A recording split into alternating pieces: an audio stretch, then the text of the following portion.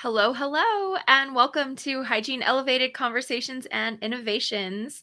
Today we are joined by Mia and Nicole. And ladies, thank you so much for joining us today. You guys are fairly recent grads. You have a podcast. You have a whole lot of other fun things going on that we're going to talk about today.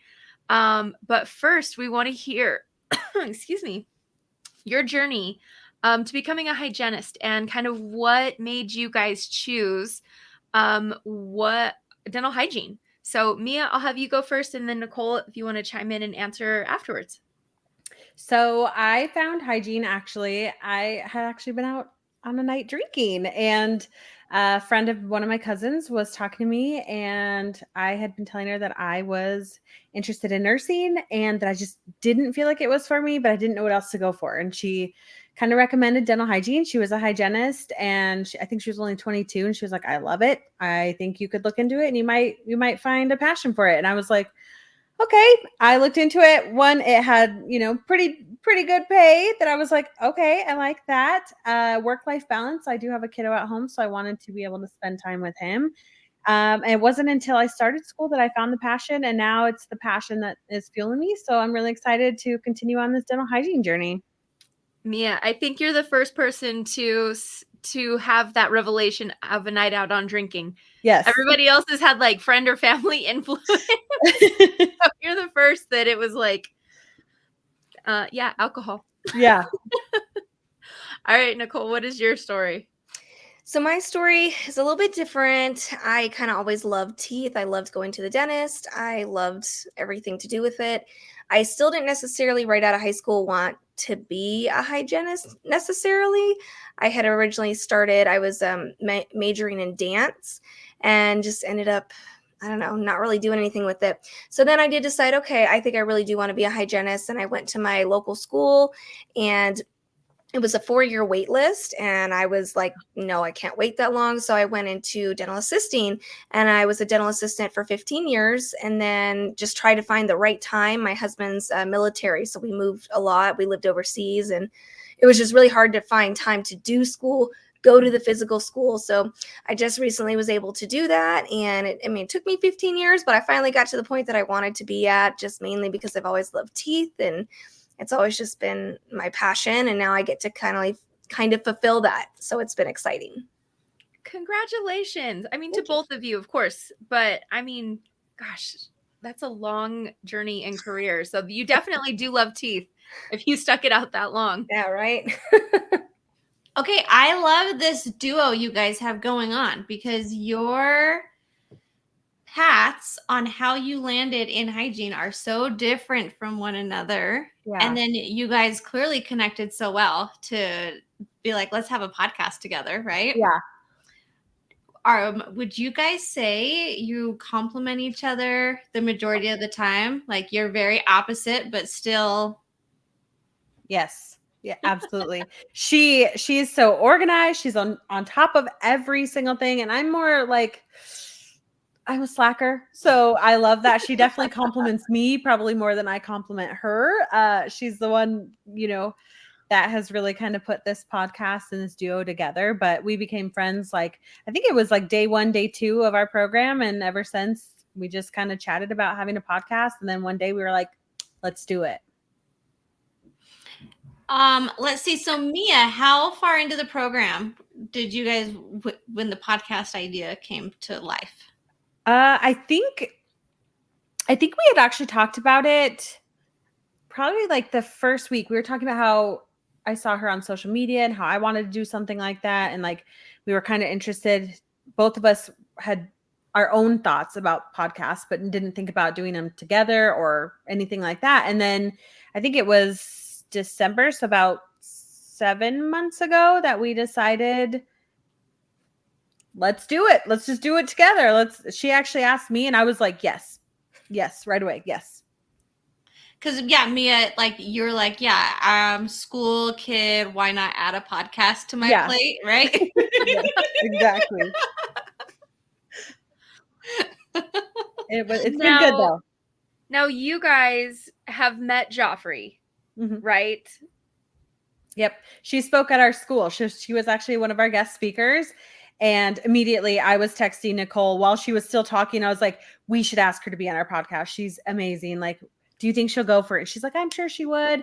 So I walked right up to Joffree afterwards and I was like, we have a podcast. Would you be on it? And she was like, yes, I totally would. So yeah, we were really excited. I think she was our first guest speaker. I think that you were our first one. Congratulations, Joffree. Thank you. Yes. Well, now now we're gonna find out if the information I gave them was helpful. That's true. It is. That's true. Okay. So Amanda, go ahead. No, go ahead. I was just gonna kind of go more into the podcast. So your podcast is Toothbytes podcast, and what do you guys focus on?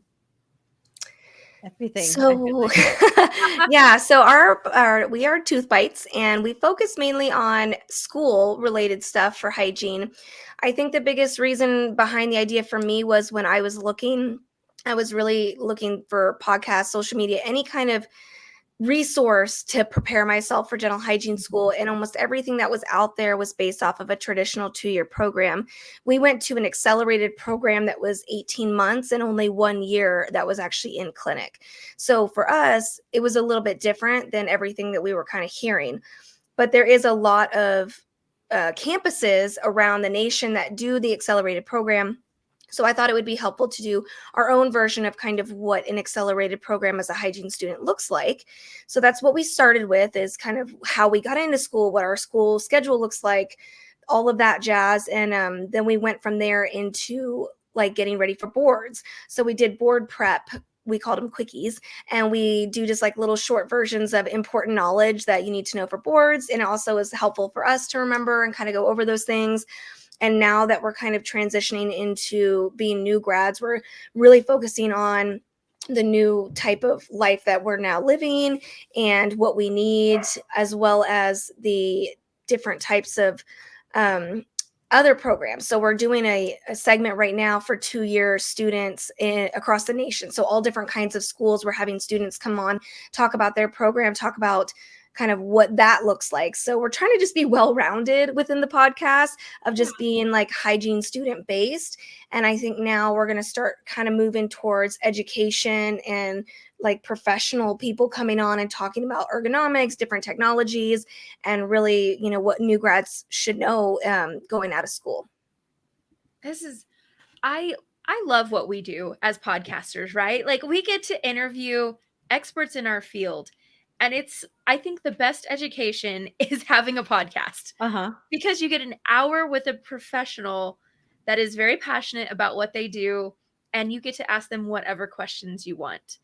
And I love what you guys are doing. I love even talking to other podcasters and hearing what they're doing. Like, I would have never thought, like dental hygiene basics, prepping hygienists to get into hygiene school, like, never even would have crossed my mind, much less being prepared for hygiene school. I guess I was a slacker. I don't know. I was just like, I'll wing it. I don't know. I'll get there.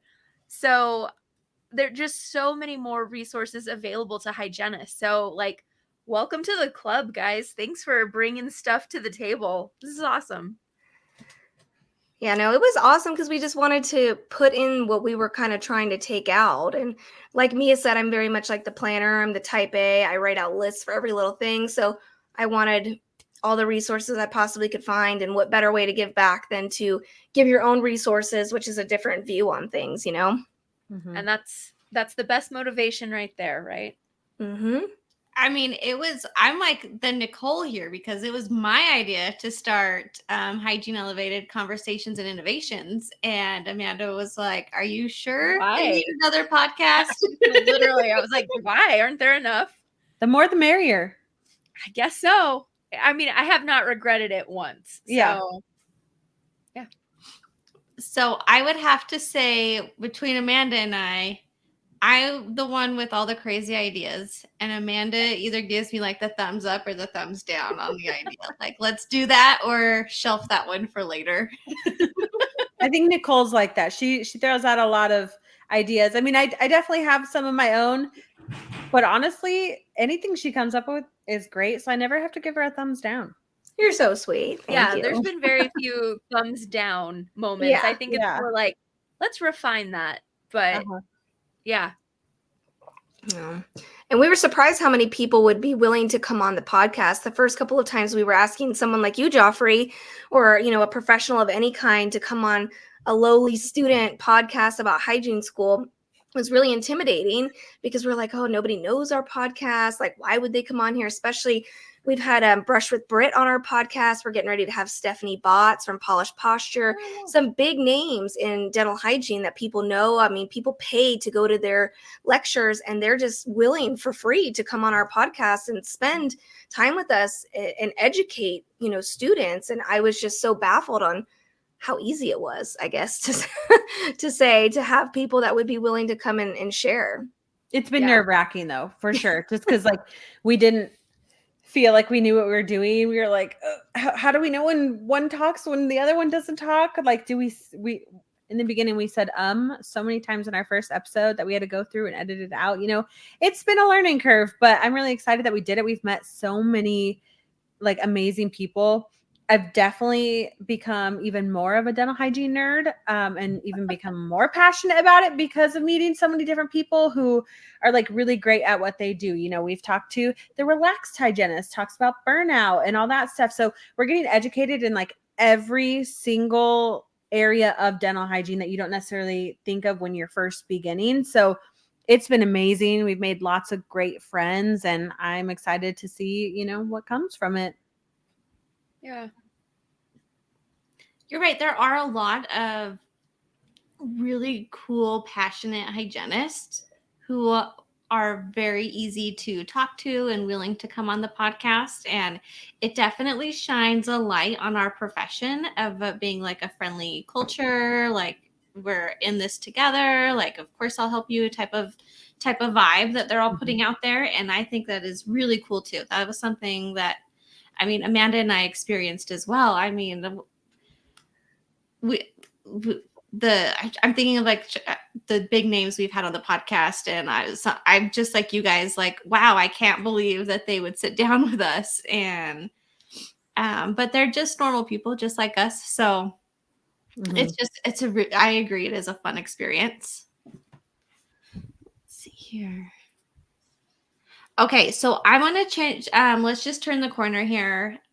We brought you guys on the podcast today because we really want to get down to what it's like being a new grad, stepping foot into the clinic for like, I want to say you guys are like 2 weeks in right now. So this is like prime time for this interview because I have forgotten what it's like to be a new grad sometimes, to be honest. Scary. It's been a decade and I remember pieces of it, but it's kind of a blur. So let's just dive right into it. Mia, how many job applications did you put out in the universe? 0. I got really lucky, actually. I'm probably the luckiest person out there. I was actually offered my position over a little beginning of December, so about almost 7 months ago. It was all about who I knew. So my best friend worked for an orthodontist office, and her boss was married to my boss. And so he's an orthodontist and she's, you know, a dentist. And one of her hygienists were getting ready to retire. And my best friend was like, hey, my friend's in hygiene school. She doesn't graduate for a while, but I'm sure she'd work for you. She called me, offered me the position immediately. She's like, your friend's been working for us for 10 years. We love her. Like, and they had met me previously at one of their holiday parties. I was her +1. So I got to meet everybody that worked there anyway. So I just kind of had a really good way into my office. And yeah, they waited about 6 months for me. So they just had temps in there filling in my position until I was graduated and licensed and ready to start. So super, super lucky. It doesn't happen to everybody, but I'm happy that it happened for me. Way to leverage your network. Yeah. You're ahead of it, Mia. Nicole, what about you? How many resumes did you send out? I'm pretty similar. So we had in our last semester a bunch of corporate offices come in and kind of do presentations. And there was one that came in. I kind of liked what they were saying. I just happened to look to see if they had any openings around me. And there was one across the street. So I applied because I drove an hour and a half to school each way that whole time. And I was like, I am so sick and tired of driving.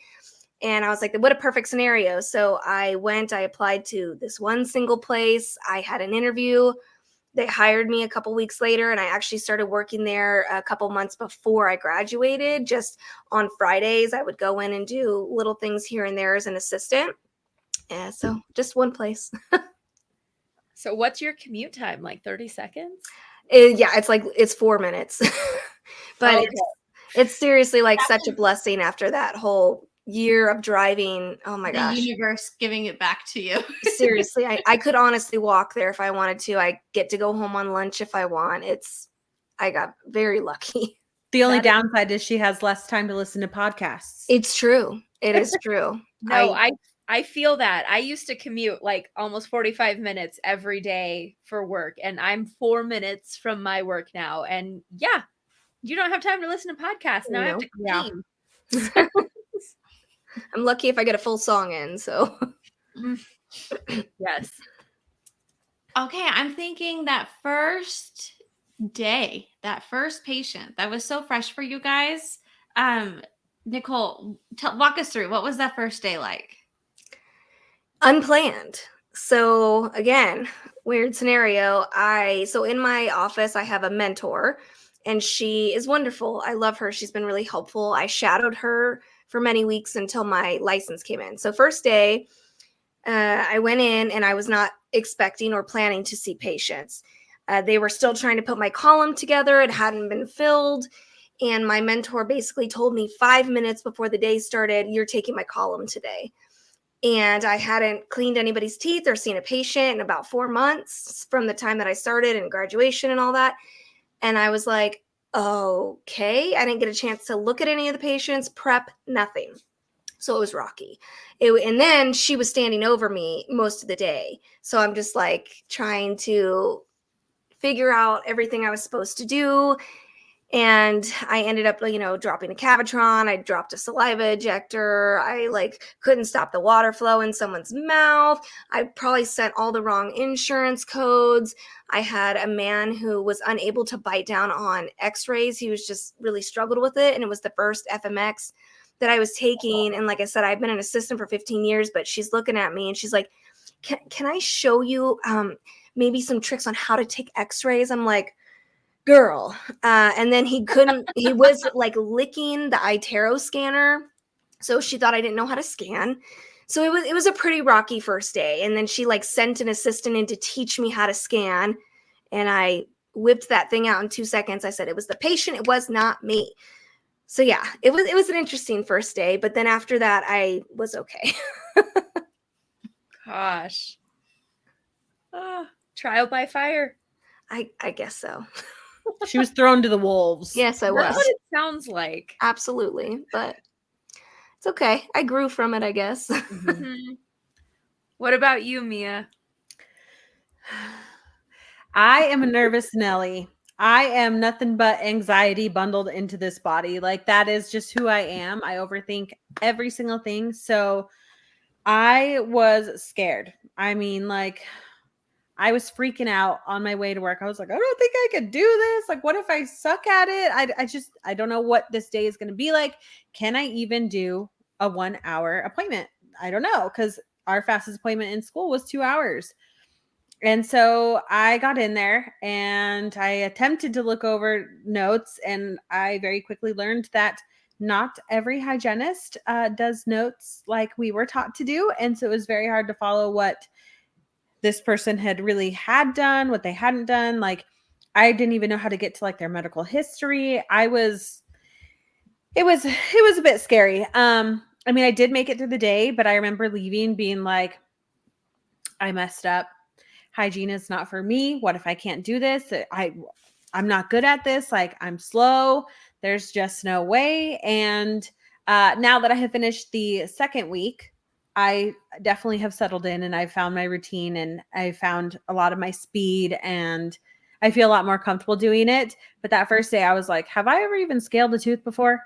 I mean, I don't think I've ever used any of these instruments. I don't know how to adapt. I just felt like I felt like it was day one in clinic, the first time we ever saw a patient, and had no idea what I was doing.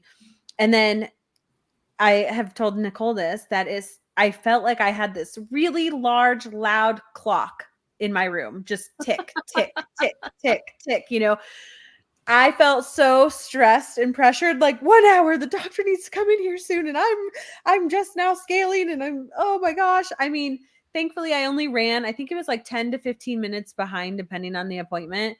So I wasn't like an hour and a half. It was, and the only reason why it took an hour and 15 was that was with like cleanup and setup for next patient too. So it wasn't terrible. I've gotten a lot faster since, but that first day or that first week was, I mean, I was on the verge of crying on my way to work because I was like, I can't do this. It's too scary. And I don't know any of this stuff. I don't know how to do insurance. I don't know any of that.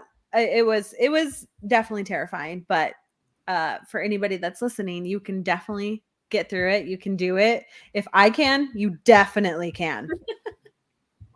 Yeah, I'm just thinking, but did anybody die? No. But did you die though? I mean, a couple people got poked, like I accidentally jabbed somebody in the tongue with a Cavitron tip because it wouldn't shut off. And I was trying to like hold it over her mouth while I'm like trying to figure out like what cord do I need to pull to make it stop? The button's not clicking. Like, I don't know what to do.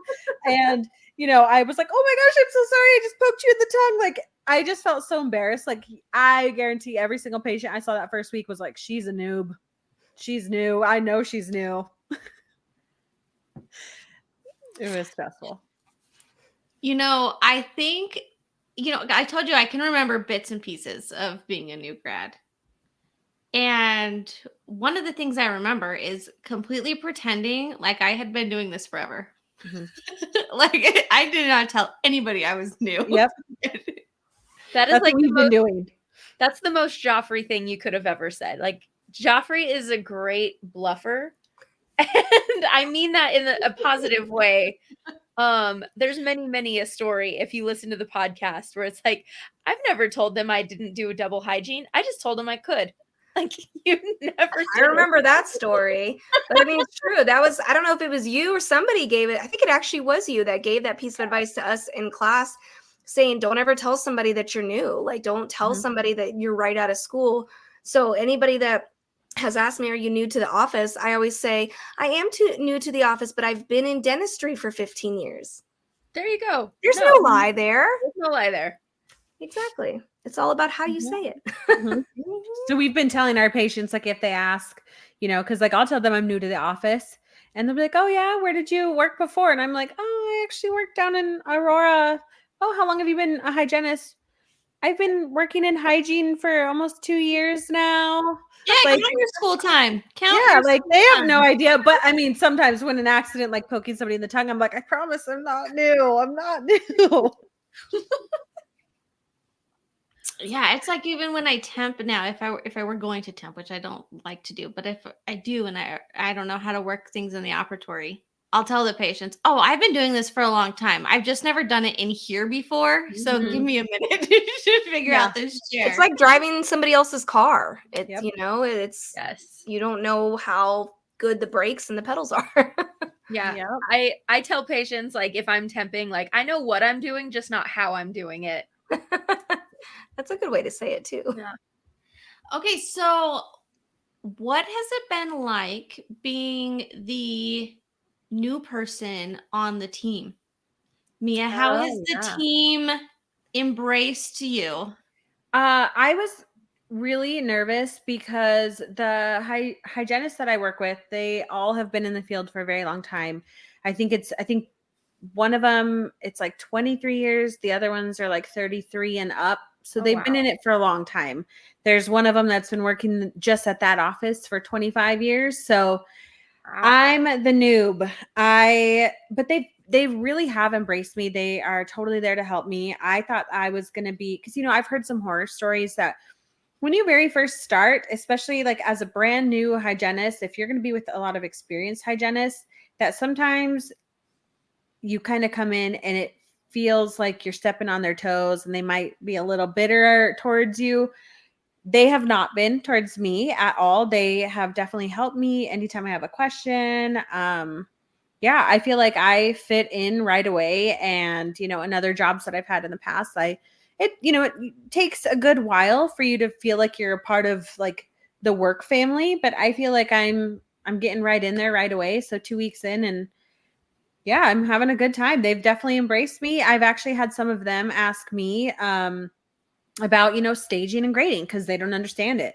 They're not used to it. So they want me to maybe do like a little lunch and learn with them and teach them what I know. So that way maybe we can start adding that into their notes. And so it's really nice that they're asking me questions and they're constantly asking me like, is there anything that we could change? Anything that we can do? Remember, like you just got out of school, so you're more educated than us on all this new stuff. So please, anything that you see or notice, like let us know and we can make some changes. So it's been really nice. Oh, that's so good. Yeah. What about you, Nicole? How has your experience been being the new person on the team? So it's been pretty good. I'm one of 7 hygienists. So like I said, it's a larger office that I'm at. Most of the people are my age, which is really nice. And I had a mentor. So I had someone that specifically was dedicated to helping me integrate into the office and to being a hygienist out of school. So it was really nice. And I've developed an amazing relationship with her.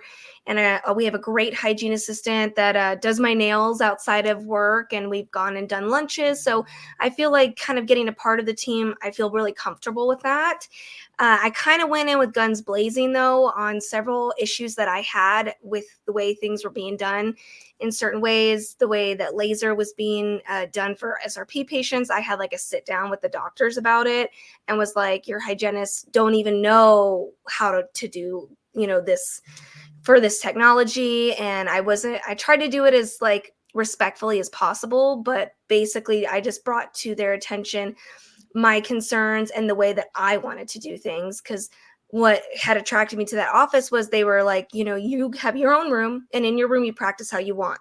And so I was like, okay, well, this is a more proper way to do laser for this. And then the following week I had a big talk with them about their medical history with such a large office. Everybody was doing it different and things were getting missed.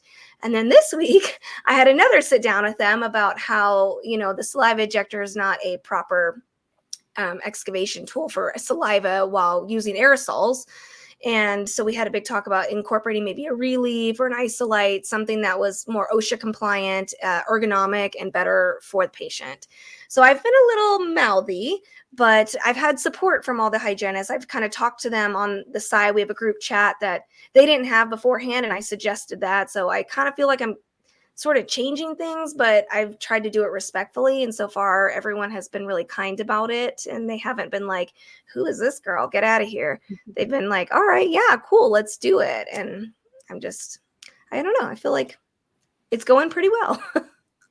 I remember being the new grad, being just shocked that they weren't taking blood pressures. Yes, that was part of our meeting too. I'm like, I want a blood pressure cuff. And they would always ask me, Joffrey, can you come down for the doctor? And I'm like, yeah, did you take their blood pressure? And no. I'm like, okay, we'll take it and then come get me. And so looking back though, I feel very proud of myself for saying, hey, we could be doing this better. And this is actually standard of care. I really had the mindset, like I was never going to do something that was below standard. And when I had said that in the staff meeting, they were like, oh, good point. You can have a blood pressure cuff. Right. Yeah, they don't like when you point out stuff like this is below standard of care or this is not OSHA compliant or I don't know. I had seen somebody that was taking amitriptyline and they were giving this patient epi every time they came in for anesthetic. And that was one of those things that was drilled into my brain at school, like no epi, no epi, no epi. And I showed that to them and they were like, oh, but same thing, no blood pressures. And so I brought my own cuff in and started taking it I was like, you know what, if nobody else wants to do that, that's fine. I'm not pushing for change for everyone. I'm just telling you what I am going to do as the provider, because I'm going to provide what I feel is the best care. Mhm. So I'm curious, Nicole, with the leeway you have, like this is your operatory, you can practice how you would like. Do you get to have some say on what you want? Like, for example, if you wanted to introduce salivary testing into your operatory, is that something the company would support? I think it's something, the way that they made it sound to me and how it's been so far is state your case. So every Wednesday, our doctors have a meeting during lunch where they sit in like a conference room. And if you have something that you want to incorporate, you have to state your case. You bring your research, you bring the paperwork for the doctor, the product if you have it, which is what I was doing for the relief to try and get that introduced. So I think it's something that, depending on what it is, if the doctors are on board, that they're cool with it, especially if it's something like salivary testing that, requires a little bit of money and like change in insurance, things like that.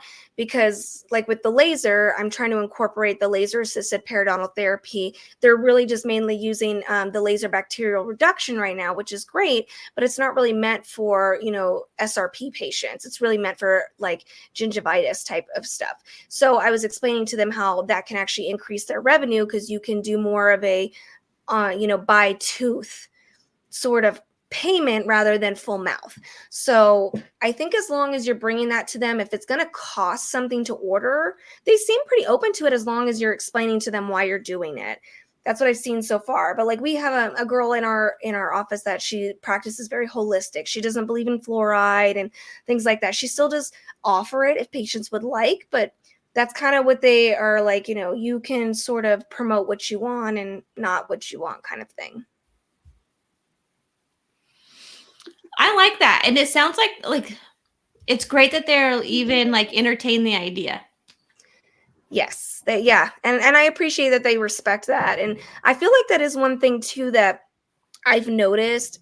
Switching from an assistant to a hygienist is like an immediate jump in respect in the office, and I feel like that's not talked about a lot. But I was an assistant for so long that, assistants get treated like crap, and they just get like dismissed often, like, you don't know what you're talking about, whatever. And I felt like when I came in as a hygienist, like my doctors and my fellow hygienists, I would say something, they respected what I said. They were like, oh yeah, like absolutely. And so that was a big like wake up call for me, is just with the change in respect in that way. Well, let's talk about that for a second. So what are you doing to change that up, Nicole? Are you going out of your way to make the assistants in the office feel more respected than you did as an assistant?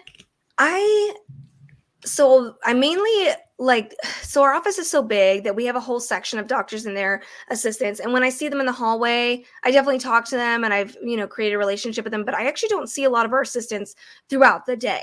I do see our hygiene assistant, and I always talk to anybody like how I want to be talked to. I don't care if you're a doctor. I don't care if you're a plumber. I don't care who you are. I'm going to talk to you like a person. I don't feel that, education makes you any better or less than. It's all about what's in your heart and what kind of person you are. So of course I still talk to, all of the assistants in our office, and I try and help them, because I think it's also ingrained in me to just be in the lab and like, okay, let's switch over the ultrasonic, let's take out the bags. And there's such a whole, thought of diva hygienist. She can't, switch over her instruments and stuff like that. And I don't ever want to be that way. So I still, at this point, and always, I want to help in any way that I can. If I see an assistant drowning in the lab and I'm sitting here, twiddling my thumbs, I'm going to jump in and I'm going to help them. So I just, it was just eye opening, I guess, to see that nobody questioned me when I said something when they questioned me before. You know what I mean? Does that make sense? Yeah. So Nicole, you've got a very large office. I mean, 7 hygienists, that's massive. Nicole, how many hygienists are in, or sorry, Mia, how many hygienists are in your clinic? Technically 5, I think. No, maybe 6. But it is small. There's only 2 hygiene ops, but it's because I work Monday through Thursday. So I'm the full timer there. One of them, they're all very seasoned in hygiene, so they have a lot more seniority over than I do. And so one of them works on Monday, only. And then one of them works Tuesdays and Wednesdays. And then one of them works only on Thursdays. And then Saturday, there's a hygienist that works 4 hours every week. And then there's one that will work one time per month on a Friday for 4 hours. So in all reality, there's only 2 hygienists in the office at a time. But there's a lot that technically work there. That's interesting. Nicole, are all of your hygienists like everybody's full time? All except for one. We have one older lady that only works Friday mornings, and then she comes in, I guess, as needed. But the rest of us are all full time, and they're actually hiring 2 more right now. So, holy cow! I'm so curious. How many operatories are in this office? So, it's honestly the biggest office I've ever seen. It's a 2-story office. It's kind of like a V. So when you walk in, you have your main, your lobby, which is divided into 2 sections, and the business area. And then there's 2 wings that jet off. And so one wing to the right is strictly dentists. There's 10 ops on that side. And then the other side is mainly there's like one doctor that works out of one op, but it's another 10 just hygiene ops. So there's 2 wings of the office. So 20 ops pretty much all together. It's huge. Good night. Yeah. That's crazy. It is. That's a lot of people to know. That is a lot. Like, yeah, I still don't know everybody's name, and I've been there since March. Yeah. No. There's 27, I think I heard last, 27 employees all together in the office. Oh my gosh. Wow, I can't. Wow. I know. And she's over there teaching all of them. Schooling them up. Well, I like it. Gosh, that's so big. I can't imagine. I know. That's like the dynamics. Like if you had if this was old school and you had like 7 diva hygienists, oh my gosh. Yeah. But it sounds like both of you have really great, healthy working environments. For now. Yeah, for now. I mean, 2 weeks in, I think, Nicole, you would probably have felt pushback already if you weren't. Yeah. Interesting. Okay, so if you had to say like one thing that the office offered that you like, what was the reason that you were like, this is the one, like that of like a job benefit or a perk that they put on that was offered to you? Like, what kind of sealed the deal? Mia, let's hear what you're thinking. I think maybe because I had met them before, and when I spoke with the doctor on the phone, the day that she was offering me a position, everything she told me sounded great. The pay, I mean, most dental hygiene jobs, you don't typically get like insurance, which I was like, it is what it is. I just want to get my foot in the door and get comfortable. I can always change something later. I'm not worried about that at this time. The pay was great. My friend had worked for my doctor's husband for a very long time, and they had really good employee retention. People had been working there for a very long time, and they had even told me that like best offices ever. So everything that she had told me during the phone call, I even spoke to my instructors about, and one of them was like, that is probably the only job that would make me go work back in a private practice. She was like, that's what would get me back into the clinic, is a job like that. That's basically a unicorn job. And I was like, okay. I mean, I have a hygiene assistant. It's just, I have a single column, and they are staggered. So we never need the doc at the same time, which is amazing. She's super, super friendly. I know sometimes, female doctors can be a little hard to work for, but she has been amazing, constantly checking in on me, telling me that I'm doing a great job. So really, I mean, everything just sounded amazing, and it was close to home. I wanted to move back to the northern end of Colorado, and they had offered me the position. And so I just was like, yes, I'm going to take it. You just never know what you're going to get for your first job, because you don't know what to really expect. People can try and warn you all they want about what to look for and what to stay away from, but you have no idea until you start working. And so I just was like, let's do it. Everything sounds great. I had shadowed the office before I ever started, before we even did any paperwork. And I still was like, yes, I like the way that they do things here. I mean, you know, every office has a couple cons. They all have it, right? So Right. I was like, yep, I'm all in. This just seems like the one. She's really supportive. They really do a lot for their employees, and they do like team appreciation days where everybody gets paid to go do something fun. And they just, yeah, it just seemed like a really good fit for me. Aw. I like that. It sounds like they really value the culture, and that's what's building that retention. Yes. Let's see, Nicole, what are your thoughts on that? What was something like? How did they seal the deal? What did they offer that you were like, this is the one? Well, like I mentioned, it was across the street, so already that was kind of a really important thing for me.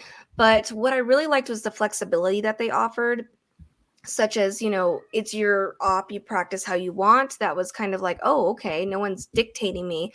Another thing that they said was I am in charge of my own schedule, which I'm finding is a little bit different even for hygienists, but I can pick and choose my days completely. If I decide one week I don't want to be there Tuesday, Thursday, then I close out Tuesday, Thursday. So I have complete autonomy of my own schedule, which was really appealing to me because, you know, again, as an assistant, I was always expected to be at the office when the doctor was there. There was no choice. If you wanted to take off, you had to, you know, ask for the time off and explain why you had the time off. And then you had, you know, all that stuff. So I really liked that I could pick and choose my schedule as I wanted to. There is also like the flexibility. If I would like to do accelerated in double column, I can. So it's kind of like there's ways to grow. And because it is a corporate office, they do offer, you know, such things as mentorship and things that you can actually go up in the ranks rather than just, you know, staying stagnant in one position. If you wanted to look into being a manager, you have the option to do that. If you wanted to, you know, be a temp hygienist within all the sister offices, there was just a lot of flexibility and a lot of openness. And it was a lot of you choose what you want out of this experience. And so far it's held true. So I'm hoping that that continues to be the case because that flexibility is really what appealed to me the most. Mm-hmm. That definitely resonates with me. Like that flexibility. Oh my gosh, that means so much. I have worked in offices where it was expected when the doctor's out, you're taking that time off too. And it was very frowned upon if you took time off outside of that. And it was like, because I have a life outside of your life, like, I'm sorry. So all those things that you just mentioned, Nicole, are, I think it's currency. It's not just money, it's currency. That flexibility means a lot.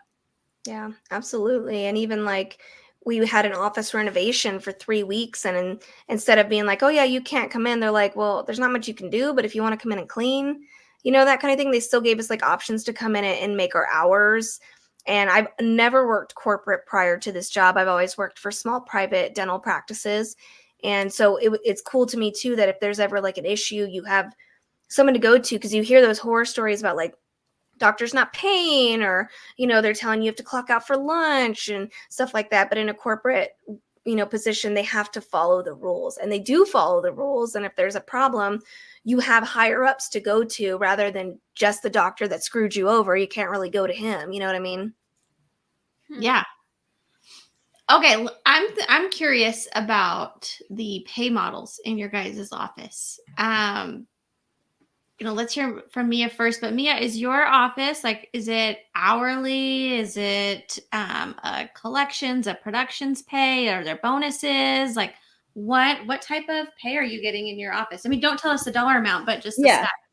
I'm getting hourly, and I don't have to clock out when I don't have a patient. So I get to just hang out and either sharpen instruments. I try to help the assistant if I can. I mean, I'm new, so I'm having her teach me this stuff so that way I can help her in the future. But yeah, I'm just getting hourly, and she's not like big on like pushing patients to purchase products. I mean, you can try if you want to, but she's had this client base for so long.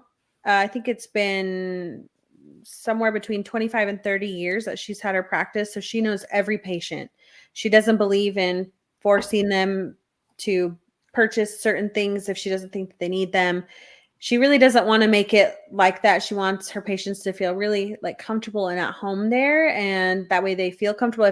If they have, questions about their teeth, like they want them more white, then they can bring it up. She's never going to push on it. So I like that, at least for, my first job. I don't really want that extra pressure of having to try and like sell my patients a bunch of stuff in addition to, trying to get things done in an hour and learning the system and just trying to figure out how to get an FMX and a cleaning done in a visit. Like, yeah, it's really nice, but I like that she's very patient centered. And so, yeah, right now, hourly, I wouldn't say, as far as I know, I don't think that we do bonuses. I don't know, but they're really good. So at the holiday parties and stuff, you get a +1 that goes. They usually like rent out like a casino, have all of it catered, and then they'll get everybody like hotel rooms, and they will even give you and your +1 like $100 chip, and you have the ability to either gamble that $100 or go cash it out and just leave with $100 just for going to their holiday party. And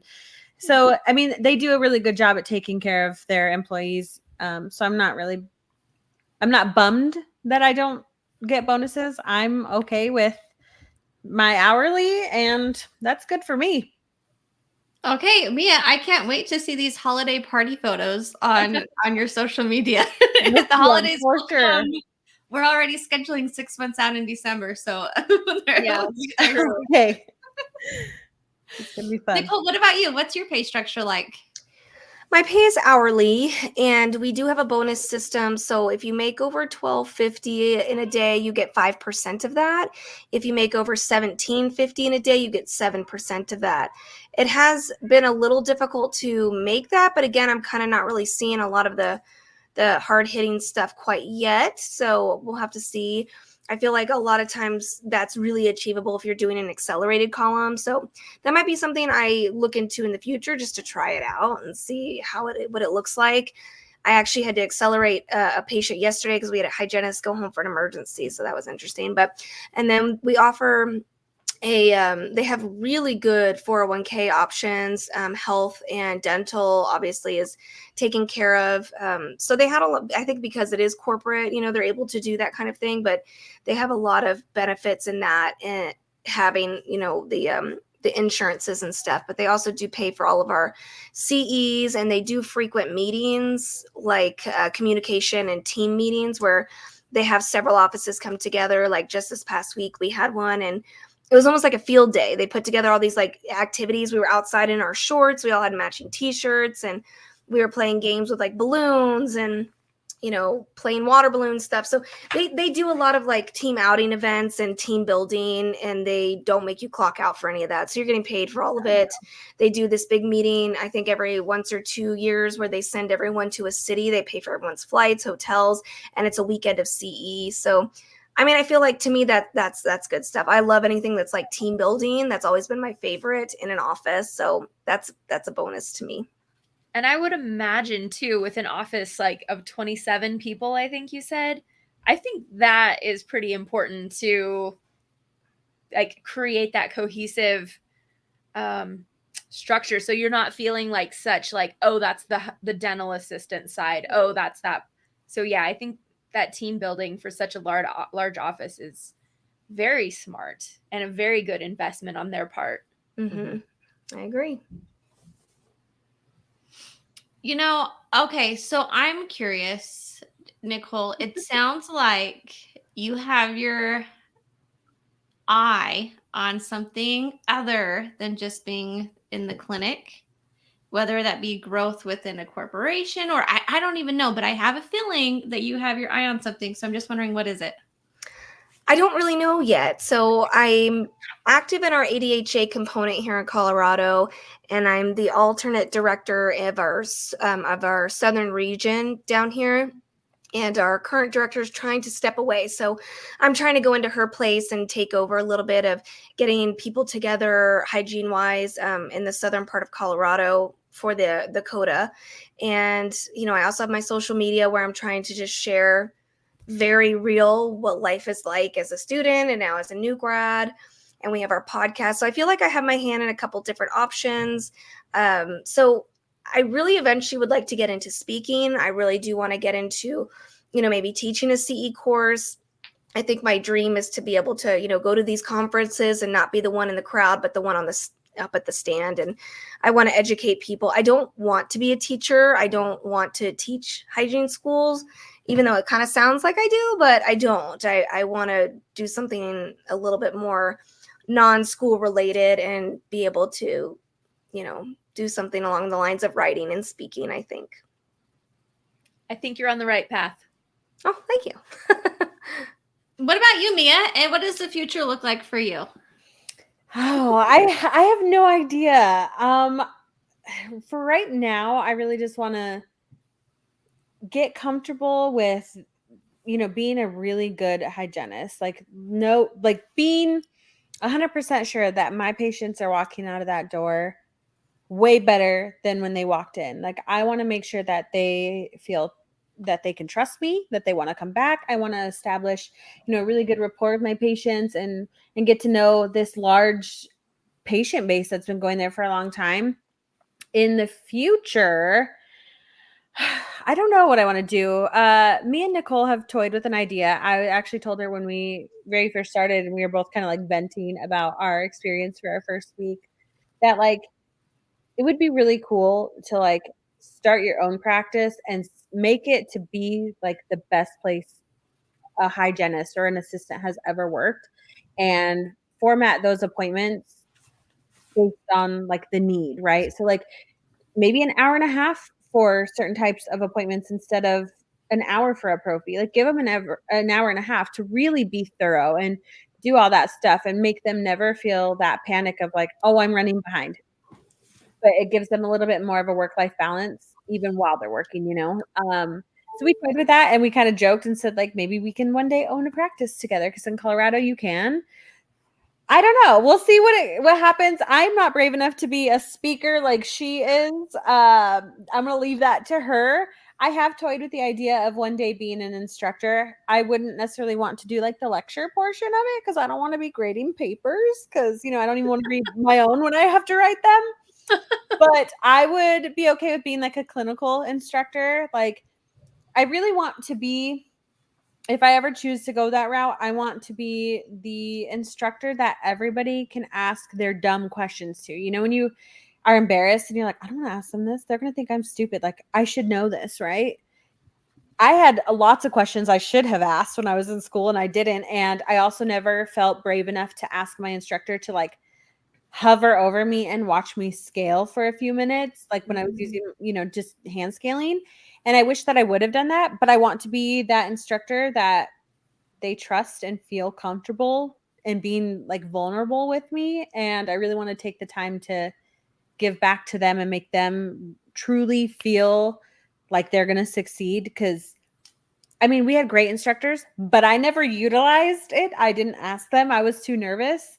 Like I said, I'm a nervous Nelly. So if I ever decided to go that route, I'm going to make sure that I'm like the best teacher ever. I love that. Mm-hmm. And not that, and I want to clarify. I asked that question because I know you guys pretty well and I know you have big ambitions. I think it's totally fine for hygienists that want to just stay in clinic. Like that's totally fine and respectable too. Like that's what we went to school for. Yeah. Right. So I just know there's a little spark in you guys to do something else. Yeah.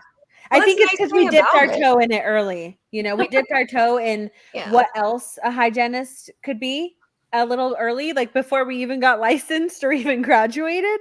So we got a taste of that there's a lot more out there. I don't think that I knew any of that before I ever even started the path to hygiene. I thought once you're a hygienist, like you're literally cleaning teeth and helping people all day long in a clinic until you one day retire. I didn't know that you could be an instructor. I didn't know that you could be a speaker. I didn't know that you could do CE courses. I had no idea that that there were so many options. So I think having a podcast has really opened our eyes to the different directions that you can go. And it makes you feel like even a year from now, if I decided to not work in the clinic anymore, that I have so many other things I can do. And that's really nice. It makes you feel really hopeful. Yeah. I like that. I'm curious, what areas in dental hygiene are you guys most interested in when it comes to like continuing your education, or if there's something you want to specialize in? Mia, is there anything that has caught your attention? Um,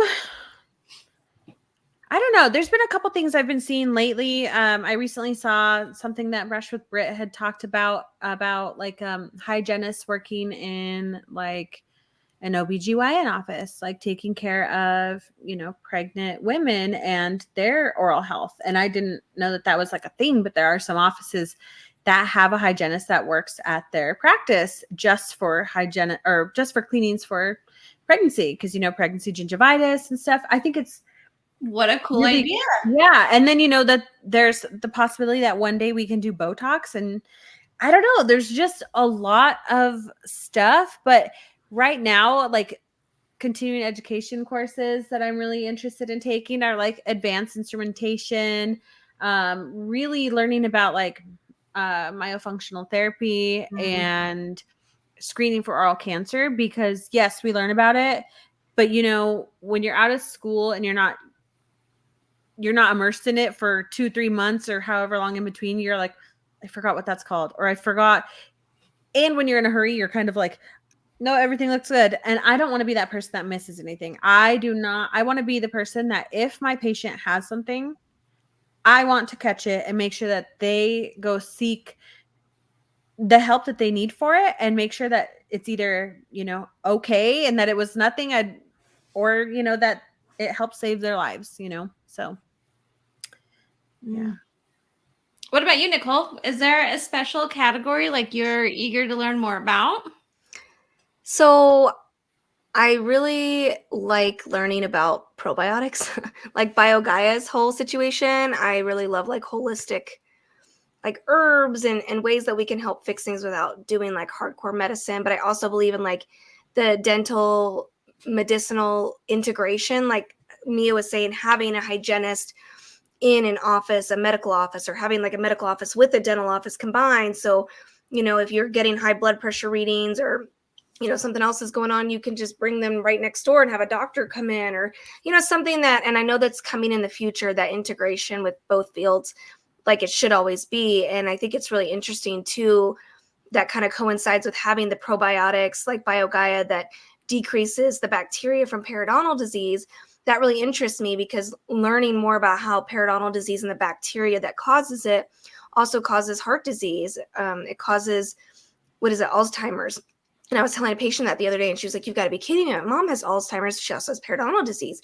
So it's like when you're able to tell these patients and they're like clicking in their head, it's just such a cool feeling. So I'm really have always been very interested in periodontal and just kind of different things that you can do to support your immune system and support reducing that bacterial load, but then also helping the patient to be educated and understanding, the correlations between our oral health and our systemic health.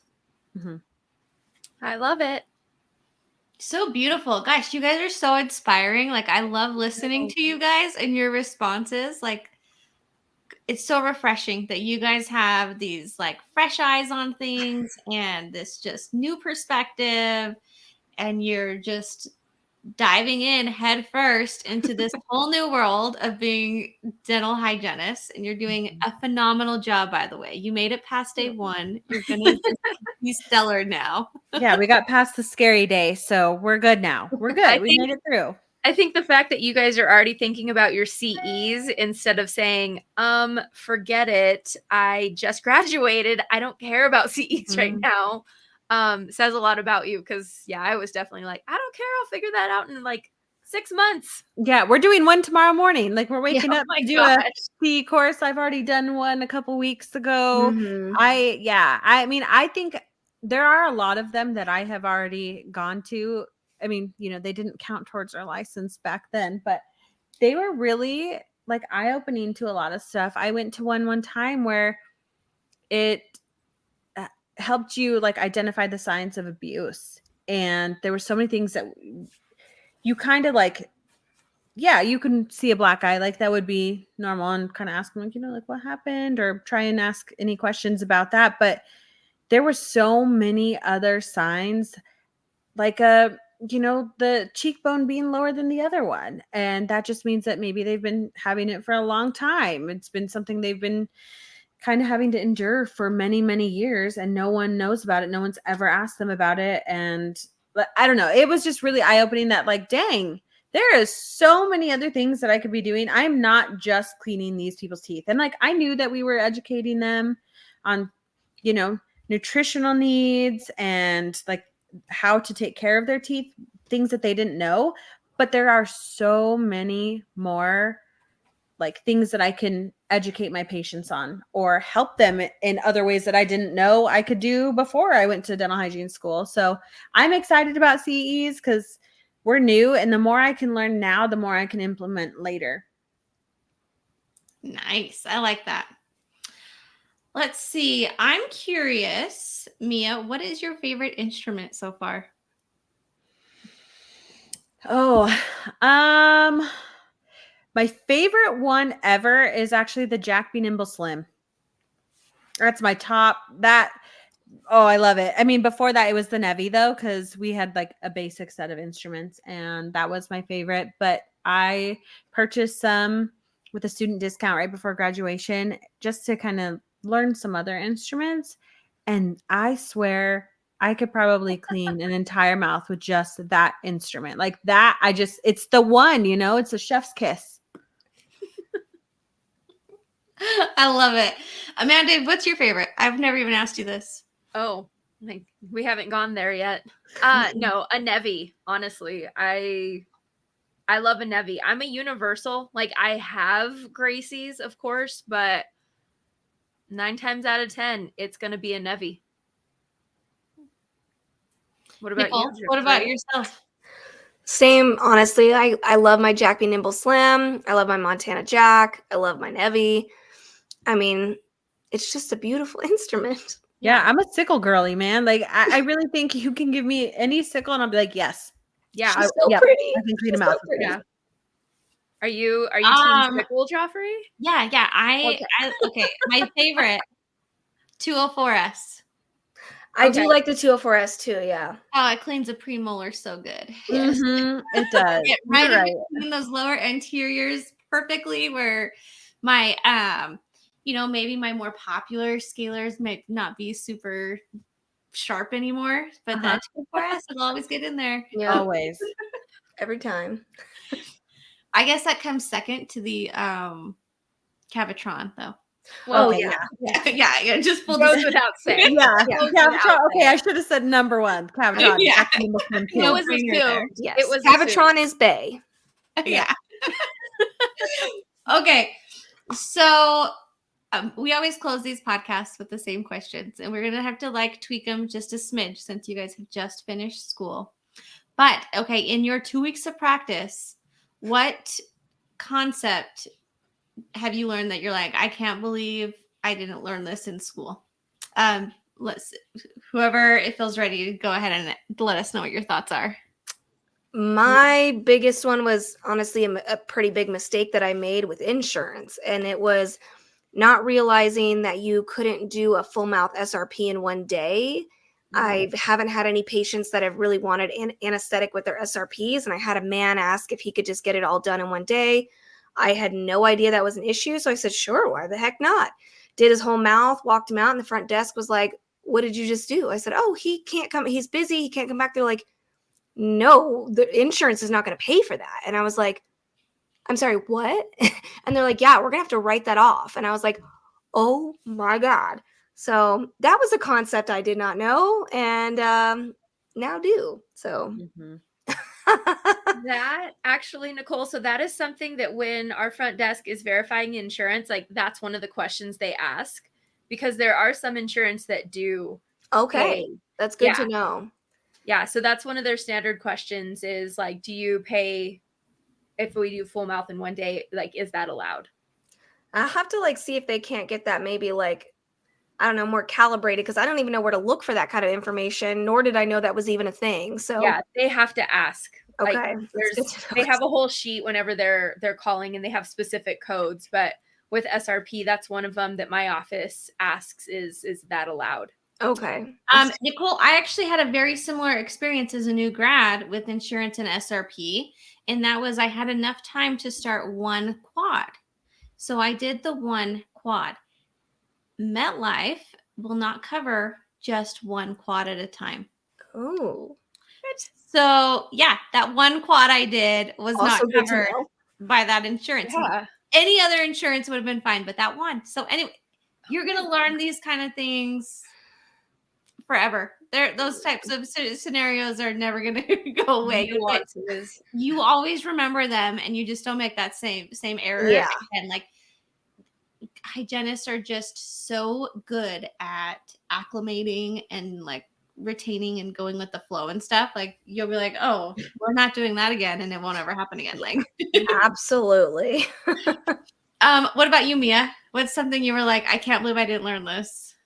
I would probably say the same because I know nothing about that. So even just figuring out if like fluoride is covered for this child that I'm seeing, like I have no idea. So I didn't know the system, didn't know how to access any of the documents to even try to read over them, didn't know how to read them. I do think that there should be a class in dental hygiene school, like the last term, right before you go to the real world, that teaches you about all of that stuff, or at least gives you like a rundown and gives you the idea of like, if you really don't know and you can't figure it out by trying to look through this stuff, or even asking your patient, maybe they know their coverage.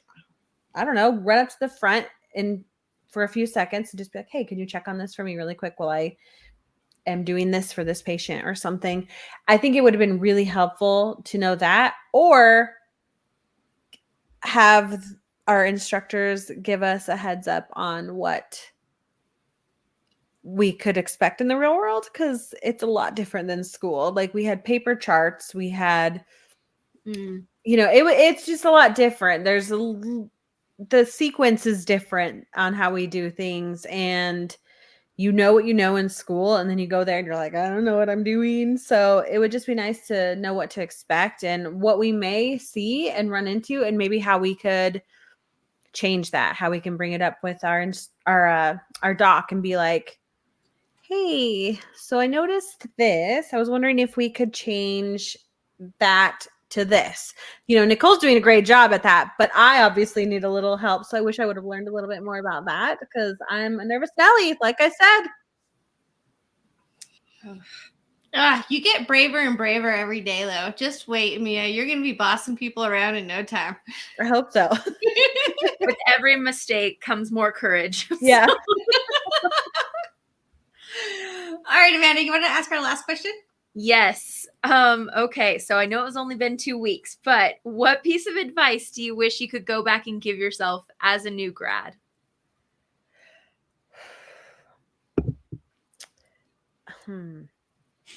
That you're going to be fine. I would just say you're going to be fine. Like I promise, it seems really scary and really overwhelming, and you honestly might toy with the idea of quitting hygiene, but you can do it. You will survive. I would say prepare, because that's just how I am, but I also feel like it's incredibly helpful. The leading up into my first couple of days, I made a sheet of all specific hygiene codes, all of the provider codes. I laminated everything. I mean, I made a clipboard. I even made like a very basic girl, like how to do a cleaning checklist, seat the patient in the chair. And I literally had boxes next to it. I never actually had to use that, but I was over prepared. I cleaned my room fully. I had everything stocked. And I feel like just having that was really very helpful for me to have everything ready to go. Because as I was trying to navigate the patient and the care I was providing, I didn't have to worry about all those other things. They were already ready to go. So I'd say over prepare. But now do you guys see how she compliments me? I love it. I love it so much. You're going to be fine. Over prepare.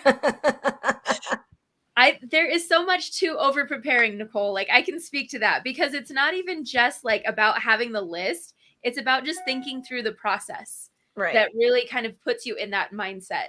So the list is there, but it's the prep work that you've done beforehand that really puts you in the mindset. So I love the list. I'm a list person. So visuals. Yep. Me too. That's how I am. Okay, we're gonna have to do a follow-up to this podcast maybe next year. I don't know when, but just touch bases with you guys on how like that first year went. I guess we kind of want to track your guys' journey as Oh, I would love that. That would be starting so from fun. yeah, just stay connected. I want to thank you guys so much for joining us on the podcast tonight. It's been really fun, and it's really been eye-opening to think about like what these new grads are experiencing right now. Like, cut them some slack. And so Yeah, thank we you all guys. feel like frauds. Be nice to us. Thank you so much.